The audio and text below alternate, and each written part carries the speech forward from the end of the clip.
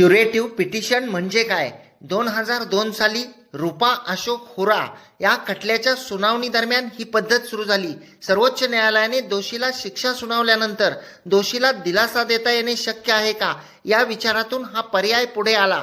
एखादी केस चालवून त्यामध्ये अंतिम निर्णय दिल्यानंतरही त्याविरोधात सर्वोच्च न्यायालयात पुनर्विचार याचिका करून दाद मागता येते. क्युरेटिव्ह पिटिशन अर्थात उपचारात्मक याचिकेद्वारे हे करता येते.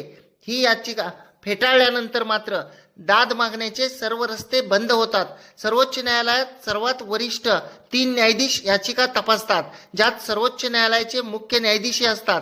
या बेंचमधील न्यायाधीश बहुमताने निर्णय घेतात की यावर पुन्हा सुनावणी झाली पाहिजे की नाही. निर्णयावर पुनर्विचार झाला पाहिजे असे वाटले तर ही याचिका याबाबत निर्णय दिलेल्या त्याच न्यायाधीशाकडे पुन्हा पाठवली जाते. कोर्ट कचेरी या यूट्यूब चॅनलला सबस्क्राईब करा. या व्हिडिओला शेअर करा.